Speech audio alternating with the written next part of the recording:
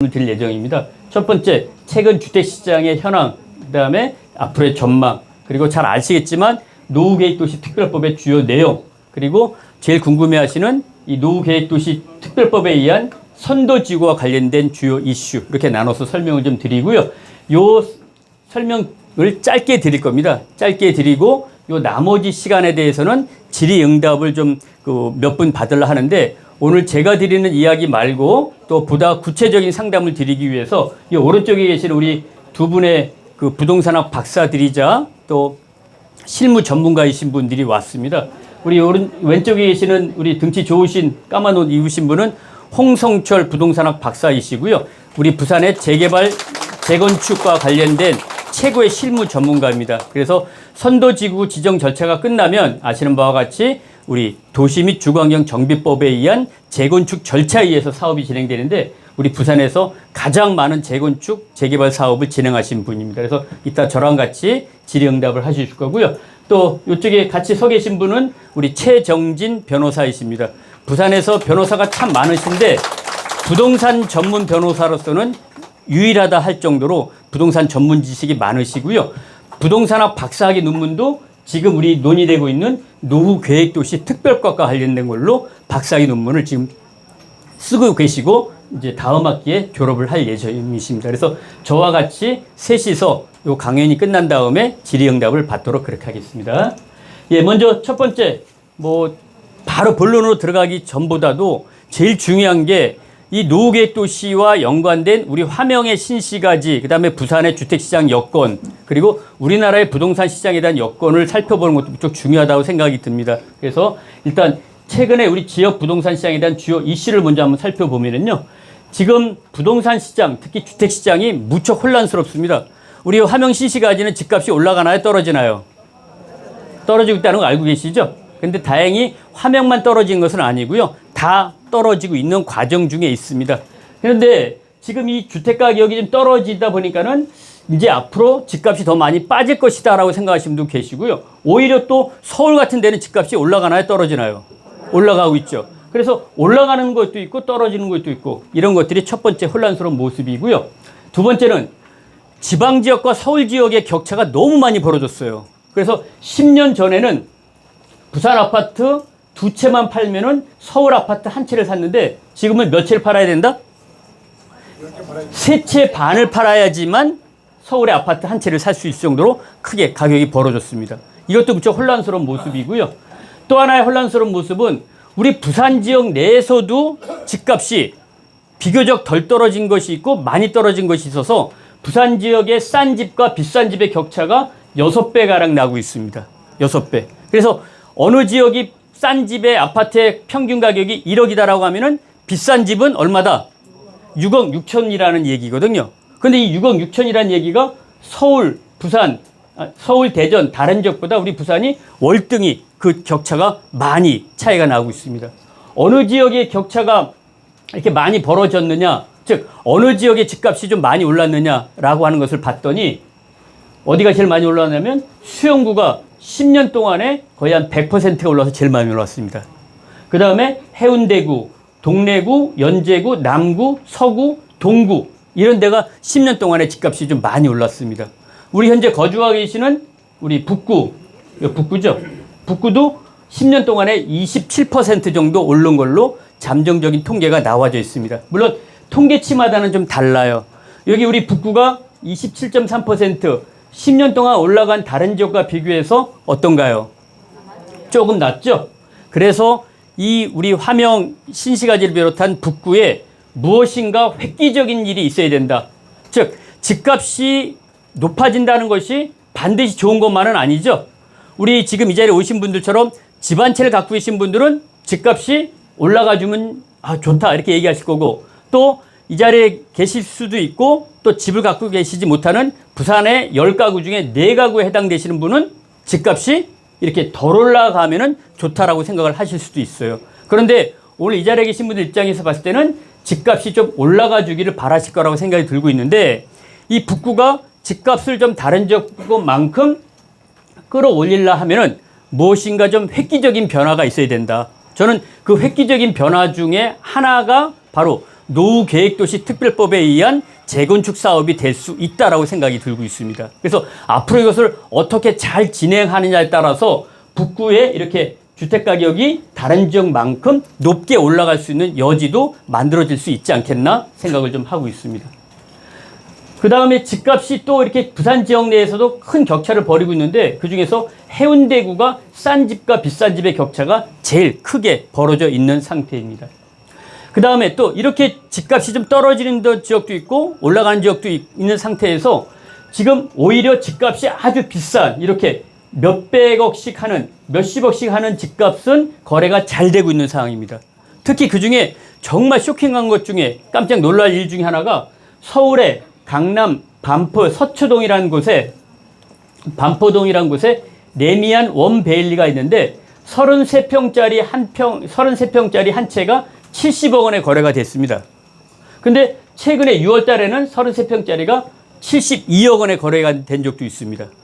그런데 우리 부산 같은 경우에는 우리 북구는 그렇지 않지만 특정 어떤 다른 구에는 집값 자체가 산정이 안 되는 빈집도 많이 있다 없다? 많이 있습니다. 그러니까 빈집이 있는 반면에 어느 지역은 이렇게 평당 2억짜리 72억짜리 집이 있는 지역도 있는 거죠. 이렇게 지금 아주 주택시장이 매우 혼란스럽게 진행이 되고 있더라는 겁니다. 또 한 가지 최근에 이슈 중에 하나는 집값이 올라간다는 분, 떨어진다는 분이 아주 팽팽하게 맞서고 있는 것도 지금의 상황입니다. 앞서 말씀드렸지만 이 자리에 계신 우리 입주민들께서는 집값이 좀 올라가 주기를 바라시겠죠. 그런데 떨어진다라고 주장하신 분들도 상당히 많이 있다는 것들도 최근의 이슈입니다. 그 다음에 집을 몇 채 갖고 있느냐에 따라서 집 있다가 판 사람, 무주택자, 1주택자, 다주택자가 상당히 자기 주장에 맞는 이론을 가지고 주장을 하고 있어요. 다주택자 분들은 무조건 집 더 사야 된다라고 얘기를 하고 있고 집 있다가 판 분들은 무슨 집이 필요하느냐라고 얘기를 하고 있고요. 요 1주택자 분들은 더 살까 말까 고민을 많이 하고 있는 상황이라고 보시면 되겠습니다. 그 다음에 또 최근에 이슈 중에 하나는 이 새로운 정부가 들어섰는데 새로운 정부가 집값을 좀 끌어올리게 할 것인가 아니면 안정시킬 것인가에 대한 이야기도 많이 이야기를 나누고 계시는데 뭐 과거에 아셨던 것처럼 진보 정권에서 정권을 잡으시면 집값을 좀 안정시키려고 하셨고요. 또 보수 정권에서 정권을 잡으시면 집값을 조금 올리려는 노력을 하셨는데 이번 이재명 대통령 정부에서는 집값을 규제하는 정책도 나온 반면에 과거의 진보 정권과는 좀 다소 다른 즉 집을 많이 줘줘야겠다. 그 다음에 지방은 좀 살살 봐줘야겠다. 이런 이야기도 하시는 그래서 다른 정권과 기조 차이가 나는 것들도 최근의 이슈라고 보여질 수 있습니다. 자, 그럼 이런 과정 속에서 앞으로의 집값이 어떻게 될 것인가? 우리 결국은 노후계획도시 특별법에 의한 선도지구가 됐던 재건축 사업이 됐던 간에요. 집값이 좀 올라가주는 과정이다라고 하면은 사업을 하자신 분이 많아지실 거고요. 집값이 떨어진다라고 하면은 하지 말자는 분이 많아질 거로 보여져요. 그래서 사업을 하시는 분 입장에서는 지금 이렇게 집값이 떨어진다는 사람들 의견도 있고 집값이 올라간다는 분들 의견도 있는데 결국은 집값이 조금 올라가 줘야지만 이 사업이 원활하게 진행될 수 있는 여건이 만들어진다는 것을 알고 계시지 않나 생각을 하고 있습니다. 그러면 앞으로의 집값은 어떻게 될까요? 이 집값 맞추는 것은 거의 신의 경지입니다. 거의 뭐 무술인 정도 돼야지 집값을 맞추지 저와 같은 전문가는 집값을 앞으로 예측할 수는 없습니다. 그런데 몇몇 가지 집값에 영향을 주는 중요한 내용이 있습니다. 첫 번째, 금리. 금리가 올라가면 집값이 올라갈까요? 떨어지면 집값이 올라갈까요? 떨어져야지 집값이 올라가겠죠. 근데 다행히 지금 현재 금리가 조금씩 낮아지고 있어서 집값이 올라갈 수 있는 여건은 한 가지가 만들어져 있다. 그 다음에 정부의 정책이 규제를 강화하게 되면은 집값이 안정될 것이고 규제를 좀 풀면은 집값이 올라가는데 요거는 조금 더 지켜봐야 된다. 어쨌든 현 정부의 정책 기조는 규제를 강화할 수 있는 것에 있다라고 보여지고서 집값 안정에 영향을 미칠 거로 보여지고 있고요. 그 다음에 이 경제 성장률, 먹고 사는 게 좋아야지만 집을 사실 거 아니에요. 지금 제 좀 일찍 오면서 여기 우리 함영신 씨가 아직 쭉 걸어오고 또 버스를 타고 왔는데 옛날보다 장사 안 되신 분들 상당히 많으시죠? 또 1층에 임대 비어 있는 거 많잖아요. 이게 다 경제 성장률과 연관이 되는 건데 이 경제 성장률이 앞으로 조금 더 낮아질 것으로 보여져요. 그래서 집값이 올라가는데 한계가 있을 수 있다. 이렇게 보여지고 있고, 또 하나는 인구가 상당히 집값을 안정시키거나 떨어질 것으로 바뀌어지고 있어요. 그래서 절대 인구도 줄어들고 있고 세대수도 줄고 그 다음에 노인분들이 많아지고 이런 것들은 집값의 하향 요인으로 작용할 것이다. 반면에 우리 부산에 아주 엄청난 개발 사업이 진행될 예정입니다.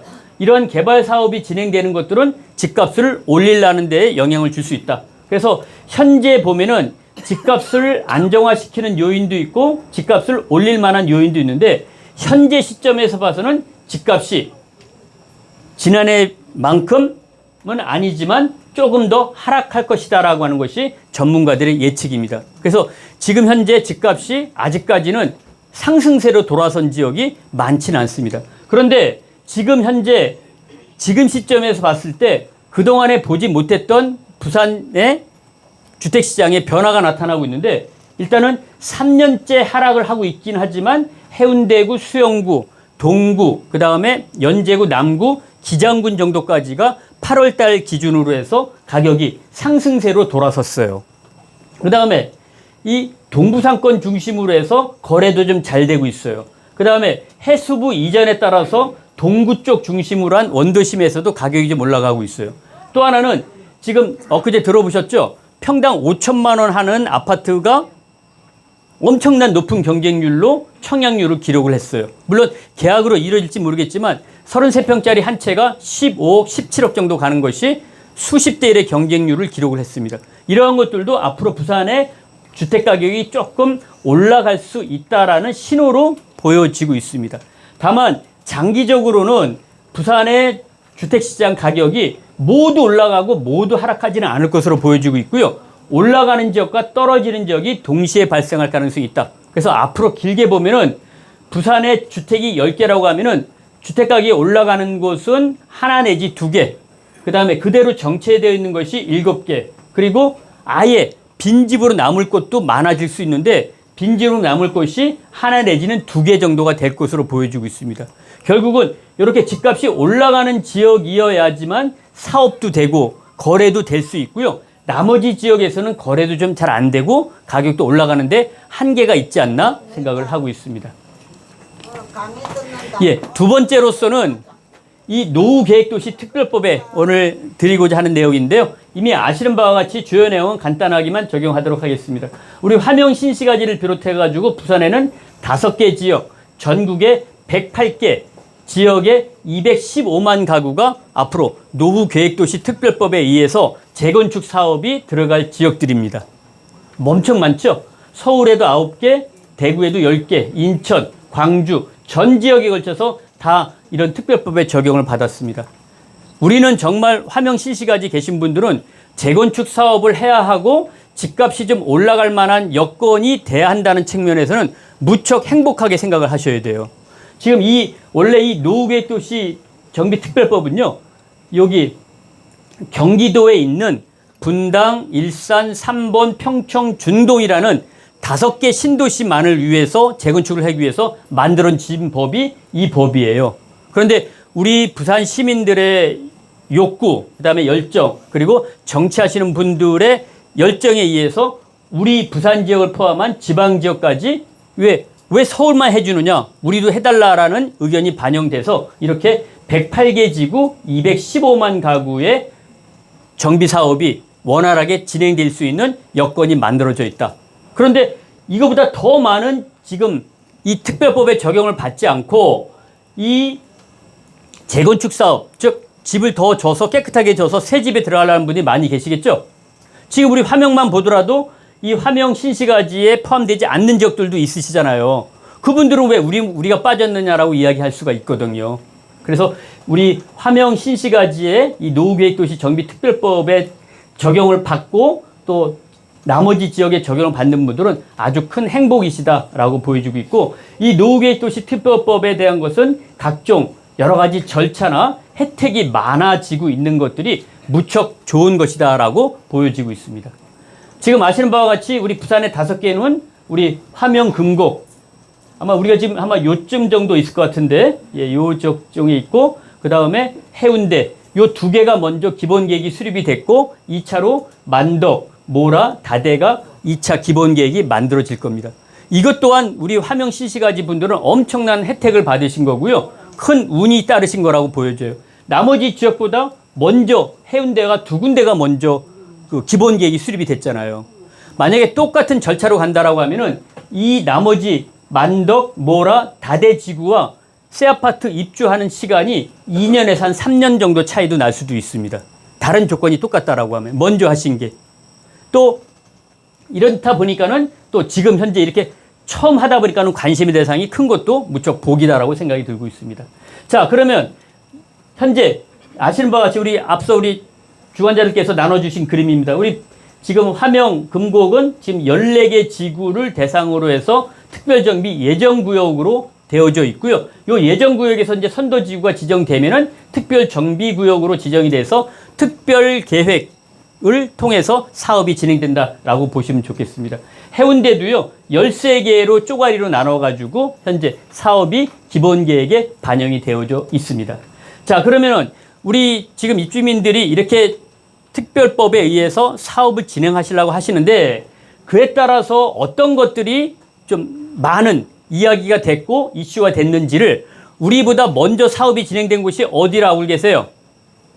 수도권에 있는 분당, 일산, 3번, 평촌, 중동에서 우리보다 먼저 이런 절차를 거쳐왔어요. 그래서 그 지역의 예를 들어서 우리 지역에서 발생할 수 있는 또는 나타날 수 있는 주요 이슈에 대해서 한번 살펴보도록 그렇게 하겠습니다. 첫 번째 이슈는요, 무엇보다도 앞서도 말씀드렸지만 노후계획도시 특별법 적용지역은 절호의 기회가 왔다라고 하는 것을 인정해야 된다.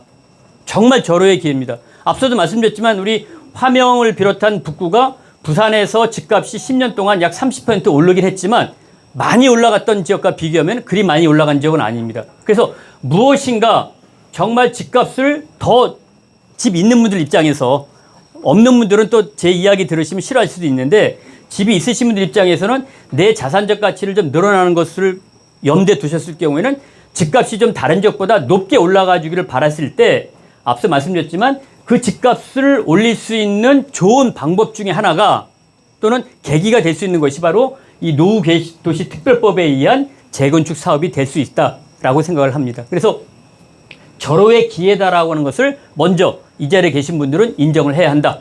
그래서 일부 언론에 보면은 이렇게 하늘이 준 기회다. 이 특별법. 그 다음에 앞서 보셨던 용적률, 안전진단, 면제가 이루어졌다. 그 다음에 기존에 재건축하셨던 분들과 형평성에 맞지 않다. 지금 우리 요 노후계획도시 특별법의 특별예정정비구역, 정비 예정구역에 포함되지 않은 지역도 있다고 말씀드렸잖아요. 그분들은 정말 우리 이 자리에 앉아계신 분들을 부러워하실 거예요. 그분들이 바로 우리는 재건축 어떻게 해야 되느냐. 당장 지금 용적률이 200% 넘은 분들이 그 용적률 가지고 하시면은요, 사업은 할 수 있지만 거의 사업이 못 해요. 아시는 바와 같이 내 새 집을 짓는데 들어가는 돈이 너무 많이 들어가거든요. 근데 우리는 무려 용적률을 100% 이상 높게, 더 높게 많이 짓게끔 해서 이 자리에 계신 분들의 부담을 덜어주시는 그런 사업이 바로 이 사업이라고 보여지고 있거든요. 그래서 제가 특별히 뭐 노후도시 특별법을 홍보하거나 알린다는 측면에서 이야기하는 것은 아니고요. 그렇기 위해서 제가 이렇게 언론에 나왔던 기사들을 축약해서 말씀을 드리는데 어쨌든 좋은 기회인 것은 인정을 해야 한다. 그래서 일부 지금 우리 최정진 변호사도 지금 논문 쓰면서 그런 얘기 하고 있는데 이것은 특별법이 아니다. 특혜법이다라고 주장하시는 분들도 계세요. 우리 최정진 박사 논문에도 나옵니다. 특혜법이다. 그걸 인정을 하셔야 된다는 거죠. 그래서 이렇게 좋은 기회가 왔다라는 것들입니다. 그래서 일단 서울과 수도권의 일기 신도시를 봤더니 이 노후도시 특별법을 진행하면서 선도지구가 지정되는 과정 속에서 집값이 오르는 것들을 볼 수가 있었습니다. 그래서 다른 지역보다도 해운대나 화명 같은 경우에 이 사업이 진행돼서 선도지구가 지정되는 12월 달까지는 안 팔렸던 집도 팔릴 수 있고 또 거래량도 늘어날 수 있는 여지가 이 서울, 분당, 3번, 일산, 중동, 평촌 이 지역에서 볼 수가 있었어요. 그래서 이 지역에 보면은 재건축에 진행이 되면서 다른 지역은 거래 위축에도 불구하고 집값이 뛰는 것을 봤고요. 또 이 선도지구 지정 후에 가격이 올라가는 것들을 볼 수 있었습니다. 다만 이 5개 신도시가 모두 가격이 끝까지 올라가진 않았고요. 분당과 평촌은 많이 올라갔고 나머지 지역은 올라갔다가 오히려 주춤하는 모습도 나타나고 있다. 어쨌든 간에 이것을 안 하는 것보다는 이 노후계획도시 특별법의 적용을 받아서 사업을 진행하는 것이 가격이 올라가는 데는 도움이 됐다. 즉 절호의 기회다. 집값이 올라가 주기를 바라시는 입장에서는 그렇다라고 보시면 되겠습니다. 다만 여기서 우리가 앞으로 이제 많이 이야기가 되어야 할 것 중에 하나는 이 선도지구 지정 절차가 끝나면 이따 다시 우리 홍성철 박사께서 또 그 상담도 해드리겠지만 나머지 사업은 재건축 사업과 똑같이 갑니다. 그런데 현재의 서울의 재건축 재개발 사업에서는 어떤 문제점이 불거지고 있느냐. 서울에는 이렇게 재건축 재개발 사업이 690개나 있어요. 근데 여기에서 사업이 갈등, 해지, 갈등, 그 다음에 추정 분담금 충격, 그 다음에 분담금만 이렇게 큰 금액이 나아가면서 사업이 계속 걸림돌로 나타나는 지역도 있다라는 겁니다. 다만 이러한 걸림돌이 우리 노후계획도시 특별법의 경우에는 일반 재건축보다 많은 혜택이 있기 때문에 그 혜택보다는 갈등이 적게 나타날 수는 있다. 이렇게 보여지고 있고요. 이러한 재건축 재개발 사업에서의 여러 가지 갈등 요인은 우리 부산에서도 똑같이 나타나고 있습니다. 그래서 지금 절호의 기회다라고 하는 것은 인정을 하셔야 되겠지만 이 절호의 기회가 늘 생각했던 대로 순탄하게 갈 가능성도 있고 그렇지 않으면서 몇몇 가지 역경을 겪으면서 갈 가능성도 있다라고 보시면 좋겠습니다. 두 번째, 이 선도지구 관련돼서 주요한 이슈는요. 선도지구 지정이 무척 중요합니다. 오늘 다 지정되기를 바라시는 분도 많이 계시죠? 예. 그래서 이 선도지구 지정이 기회를 선점하는 겁니다. 그래서 이 기존에 있는 분당 같은 경우에는 더 없는 재건축 기회, 선도지구 공모에 들썩이는 노후 신도시 이래가지고요. 수도권 1기 신도시의 공모 절차에 들어갔더니 역대급 흥행을 기록을 했습니다. 그래서 현재 서울 수도권 주변 지역에 162개 구역에서 선도지구 지정을 할 수 있는 특별 예정 구역인데 그중에 61%에 해당되는 100개 구역이 선도지구 선정에 참여를 했습니다. 그중에 가장 많이 참여를 한 곳은 역시 집값이 제일 비쌌던 분당 지역인데요. 분당 지역은 67개 예정 지역 중에서 47곳이 선정 절차에 들어갔어요. 여기서 결국은 5, 6개 정도 선정이 된 거예요. 47개 중에서.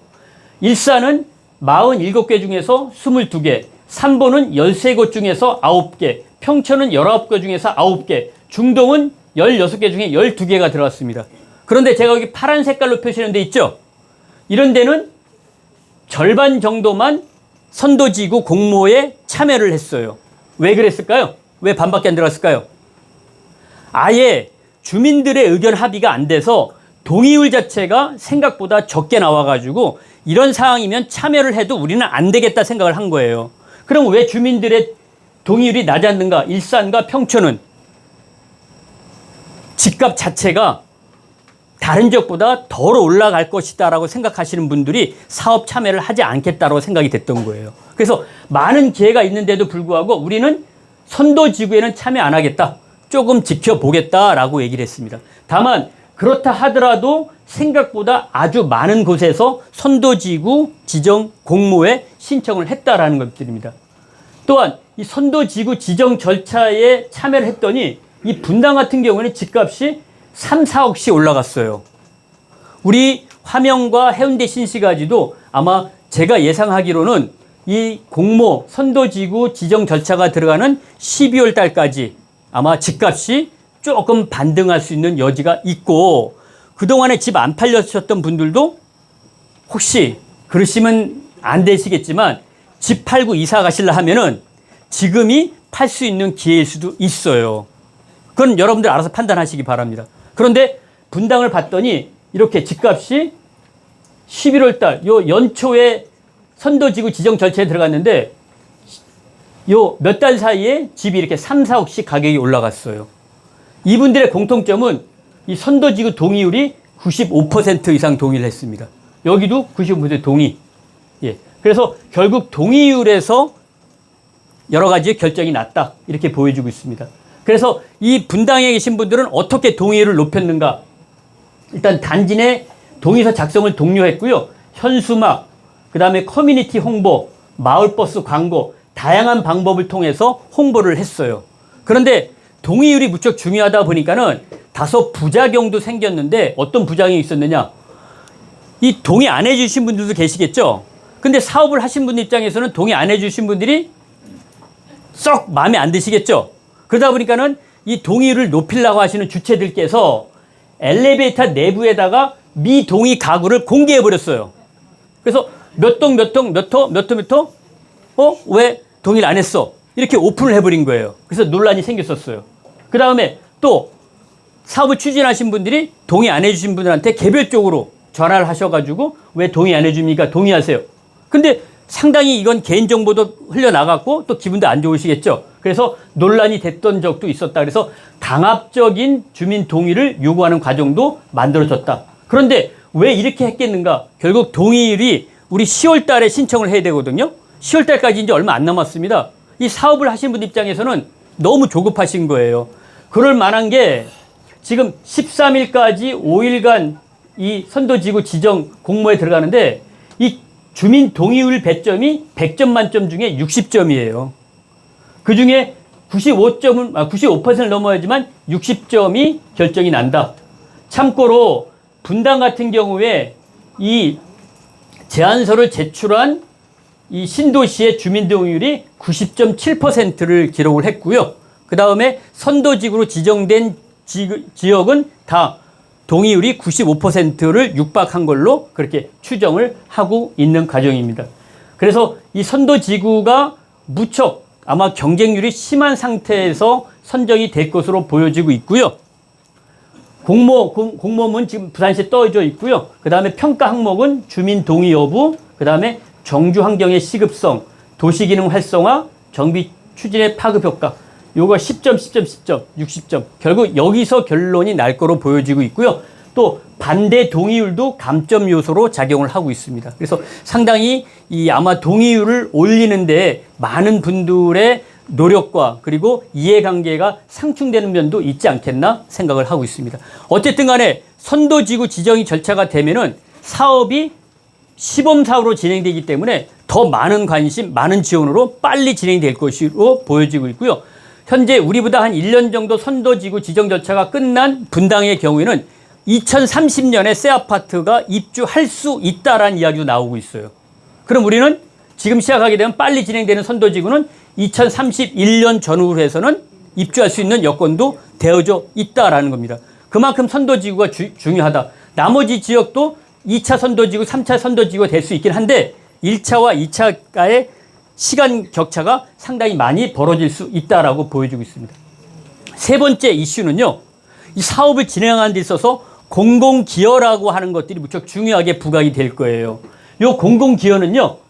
내가 혜택을 볼 수 있는 늘어난 혜택 중에서 일부를 말 그대로 당신들께서 혜택을 받기 때문에 요만큼은 다른 분들을 위해서 내놔라라고 하는 것이 공공기여거든요. 그런데 이게 자칫 늘어난 혜택에도 불구하고 왜 우리 것을 뺏어가느냐 이렇게 이야기가 될 수 있는 여지가 있다라는 겁니다. 혜택이라는 건 무엇이 혜택인지 아시죠? 사업을 빨리 진행시켜 줘가지고 사업이 길어지면은 쓰는 돈이 많아지거든요. 이자도 많이 나가고 그걸 줄여줬죠. 그 다음에 안전진단이라는 절차가 들어가면은 또 수수료가 많이 나가요. 그것도 줄여줬죠. 또 집을 많이 높게 져주겠습니다. 이건 돈과 직결되거든요. 이것도 혜택을 줬어요. 이런 혜택을 준 건이 큰데 그 혜택에도 불구하고 이 공공기여를 하라고 하는 것은 돈을 좀 뺏어갈 수 있다라고 느낄 수 있기 때문에 앞으로 이것 또한 상당한 이야기들이 많이 나올 수 있다. 그래서 지금 분당 같은 경우에 이 공공기여를 감안했더니 33평 소유자가 동일평형 33평짜리 새 아파트로 가려고 그러면은 내야 하는 분담금이 최소 2억 4천만 원 정도 내야 된다. 이런 이야기가 나오고 있고요. 그 다음에 실제 지금 공사비가 많이 올라가고 있거든요. 이 공사비까지 감안하게 되면은 실제 33평짜리 소유주가 33평짜리 그대로 갈 때 약 4억에서 5억 원 정도의 추가 분담금을 내야 된다라는 얘기가 이 분당의 사례에서 나오고 있습니다. 요거는 제가 보셨던 것처럼 분당의 사례이지 우리 화명의 사례는 아니다라고 이해하시는데 아마 유사한 형태로 갈 수 있는 여건은 만들어져 있다라고 하는 것에 유의를 하시면 좋을 것 같고요. 요게 더 늘어나고 낮아지고 하는 것들은 조금 더 사업이 진행된 다음에 실제 사업 주체에서 계산기를 두드려 봐야지만 정확히 나올 수 있다라고 이야기가 되고 있습니다. 그래서 지금 우리 부산시에서도 늘어난 혜택에 대해서 조금 더 내놔라라는 규정을 내놓고 있는데 요 내놓은 게 한 늘어나는 용적률 기준으로 했을 때 한 10%. 그러니까 100%가 늘어났다라고 하면은 10%만 내놓으라고 하는 거니까는 다 뺏어가는 건 아니죠. 그런데 이 10%에 대한 것들도 지금 조정을 해달라는 요구가 커지고 있어요. 그러니까 많은 혜택을 줬는데 그 중에 10%만 그래도 내놔라. 근데 그 10%도 우리한테 부담이 된다라고 이야기하신 분들이 계셔서 계속해서 공공기여율을 조정해달라는 이야기가 나오고 있기 때문에 과연 이 조정이 될지는 모르겠는데 아마 우리 부산 시정을 하신 분들 노력에 의해서는 아마 조정도 조례이기 때문에 가능할 수 있지 않겠나라고 보여지는데 아마 이게 가능하려고 하면은 국토교통부 이상 정부의 판단도 있어야 되지 않겠나. 어쨌든 간에 공공기여라고 하는 것들이 논란은 생기지만 이것이 뺏어가는 것이 아니라 늘어난 혜택 중에 일부를 돌려달라는 걸로 이해하시면 좋겠다. 하지만 그게 부담이 될 수 있는 여지는 있다라고 보여주고 있습니다. 또 하나 제일 제가 이슈로서 크게 말씀드리고 싶은 것 중에 하나가 우리 이 자리에 계신 분들끼리의 이해 충돌, 의견 충돌이 제일 걱정이 많이 되고 있습니다. 왜 그러냐면요. 이 지금 우리 여기 정비 예정구역에 있는 요 구역은 우리 지금 8구역으로 알고 있는데 이 8구역만 보더라도 3, 4개의 단지들이 묶어서 하나로 재건축을 하시는 거죠. 이걸 통합 재건축이라고 합니다. 그런데 이 단지별로 땅 지분이 틀리고요. 재건축 후에 분양동 위치가 달라질 수 있고요. 그 다음에 분담금 책정이 달라질 수밖에 없습니다. 왜? 용적률, 대지 지분이 다 틀립니다. 지금 어느 단지는 용적률이 200%, 어느 단지는 210%, 어느 단지는 요 대천천 바로 앞에 있는데 어느 단지는 저 뒤에 대천천이 있고 또 저 밑에 기준을 봤을 때는 어떤 단지는 버스 정류장이 있는 큰 길이 있는 저 전철역 쪽으로 가까운 데 있는데 어떤 단지는 약간 비탈에 있고 이런 것들이 다 의견이 달라지는 거예요. 옛날에는 그냥 이 노후계획도시 특별법이 아니라 그냥 일반 재건축을 하면은 우리 단지끼리 하기 때문에 조금 다툼은 있어도 큰 다툼은 없었어요. 그런데 이제는 비슷한 유형도 아니고 각각 다른 컨디션을 갖고 있는 단지들이 묶어서 재건축 사업을 하기 때문에 우리 단지, 옆 단지, 저 단지, 이 단지 의견이 달라질 수 있는 여건도 있더라는 겁니다. 그래서 이게 제일 걱정이 되는데 이러한 걱정거리가 서울 분당에서 도출이 됐는데 어떤 도출이 됐느냐. 제일 심각한 것 중에 하나였는데 여기가 지금 요 빨간색이 분당 1기 신도시의 선도지구로 지정된 지역입니다. 요 지역인데 여기 순회역이라는 전철역이 있어요. 그런데 요 요게 지금 여기 보신 바와 같이 하나, 둘, 셋, 넷, 다섯, 6개 단지가 묶여서서 하나의 통합 재건축이 되는 지역인데 요 지하철역 가까운 단지들이 우리는 지하철역 먼 사람들과 같이 못하겠다. 우린 지하철역 가까운데 새 집을 주면은 하겠다. 이렇게까지 나왔었어요. 그래가지고 황당하잖아요. 이 뒤에 계신 분들은 야 뽑기 잘하면은 요 지하철역 앞으로도 가겠네. 또 여기 한번 보십시오. 여기에 계신 분들하고 하나의 단지인데 요것도 5개 정도의 단지가 묶였는데 여기 분당 중앙공원이라고 아주 좋은 공원이 있어요. 이 공원을 바라볼 수 있는 가능성 있지 않겠느냐. 우리 그동안에는 이 뒤에 있다 보니까는 베란다 열면은 다른 집 거실 보이고 뒤에 화장실 보이고 이렇게 깝깝했는데 야 뽑기 잘하면은 공원 보이겠다. 뽑기 잘하면은 지하철역 바로 가겠다. 이런 분들이 나오신 거예요. 그런데 현재의 지하철역에 가까우신 분, 공원을 바라보는 조망권을 갖고 있는 분들 입장에서는 달라지죠. 왜 내가 뒤로 가야 돼? 왜 내가 지하철을 더 멀리 걸어 다녀야 돼? 라고 얘기할 수 있겠죠.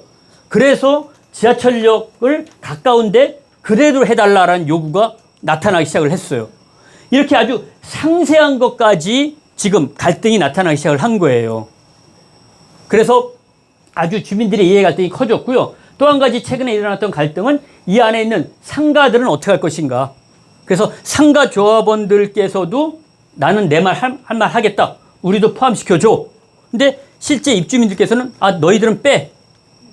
그렇게 하겠다는 의견도 있어서 이것 또한 논란이 불거지고 있는데 아마 유사한 의견 충돌이 이해 갈등이 우리 해운대나 우리 화명에서도 나타날 수 있지 않겠는가. 안 나타났으면 정말 좋겠어요. 정말 합의 잘 되셔가지고 좀씩 양보하고 야 당신네가 큰 길에 가까우면 우리는 대천천 쪽에 가까운 데 갈게. 서로 이렇게 좀 의견이 추합이 돼서 잘 진행됐으면 하는 그런 바람도 있는데 이해 갈등이 상당히 커지고 있다. 그 다음에 마지막 이슈 중에 하나는 이 이주 대책인데요. 이거는 우리가 이제 조금 고민하는 것보다는 시에서 그러면 이 철거하면 어디 가서 살아야 되느냐. 3, 4년을 걱정하시겠죠? 이러한 대책을 지금 시에서 세우도록 되어져 있습니다. 다만 요때 그러면 나갈 때 이주비라 하죠. 내 돈을 얼마만큼 줄 거냐. 그때 이자는 몇 % 줄 거냐. 또 어디 가야 되느냐. 나는 화명 떠나면 죽는다. 이 좋은 화명인데 어디가 살아야 되느냐. 나는 화명에다 내 집을 4년 동안 얻어줘. 이렇게 얘기하시는 분도 계실 거예요. 그래서 요거는 한참 뒤의 이야기인데 어쨌든 이사를 가서 살 거에 따른 이주 대책도 일부 논란이 있을 수 있다. 이렇게 보여지고 있습니다. 자, 그래서 제가 지금 주요 이슈와 앞으로의 여러분들이 해야 할 것들에 대한 기본적인 얘기를 드렸고요.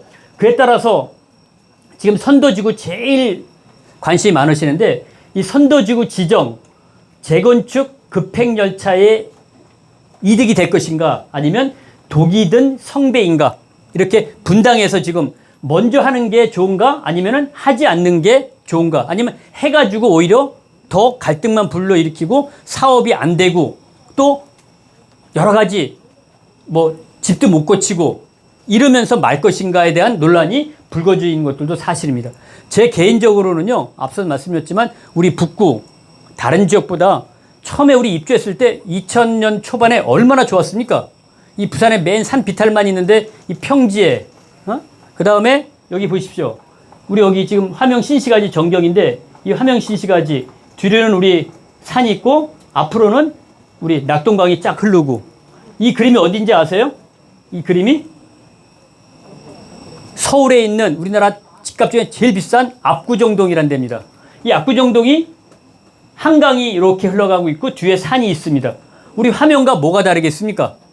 그래서 저는 우리 화명 신시가지에 계신 분들이 정말 이 선도지구 지정열차에 잘 적용을 하셔서 좋은 혜택을 입어서 급행열차를 탔다는 기분으로 이렇게 압구정동과 마찬가지로 좋은 환경을 가진 이러한 상황에서 재건축 사업이 마무리돼서 빠른 시일 내에 내 새 집에 입주하기를 저 개인적으로 많이 희망해 보고 앞으로 그런 과정에 있어서 저도 우리 여기 교수님들과 같이 조금 더 도움을 드리도록 그렇게 하겠습니다. 그래서 이렇게 사업이 잘 돼서 비슷한 환경에 서울과 같은 좋은 환경에 거주할 수 있는 기회가 오지 않겠나 생각을 하고 있습니다.